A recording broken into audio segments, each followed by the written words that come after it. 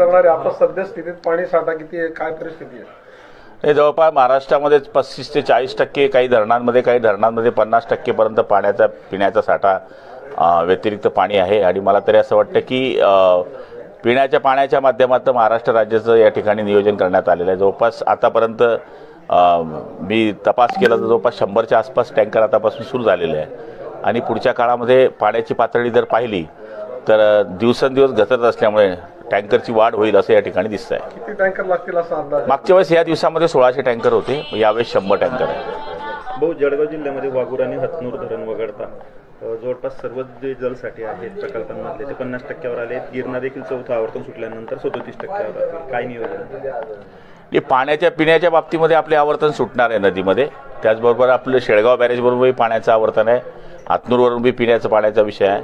मला तर नाही वाटत जळगाव जिल्ह्यामध्ये तेवढी पाण्याची टंचाई भासेल, पण तरीसुद्धा आपण टंचाई आराखडा त्या ठिकाणी मंजूर करून ठेवला आहे. शक्यता प्रशासनाने वर्तवली, काय सूचना दिल्या? नाही, त्याच्याकरता आता बैठक लावलेली आहे उद्याच्या दिवशी कलेक्टर ऑफिसमध्ये. आणि मला वाटतं 29ला बैठक लावलेली आहे.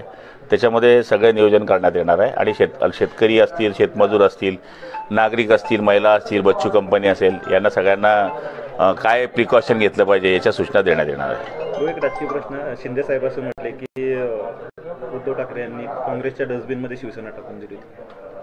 उद्धव साहेबांच्या बाबतीमध्ये शिंदे साहेबांनी जे बोलतो त्यांचा इथे मांडलेला विषय, त्यांनी मागच्या काळामध्ये सुद्धा हे सांगितलं होतं की ज्यावेळेस बाळासाहेबांनी स्वतः म्हटलं होतं की ज्या दिवशी आम्ही काँग्रेसची घरोबा करू त्या दिवशी आम्ही आमचं दुकान बंद करू. खरं म्हणायला गेलं तर काँग्रेसबरोबर जाणंच उद्धव साहेबांचं हे चुकीचं होतं, हे जनतेने सुद्धा मान्य केलेलं आहे.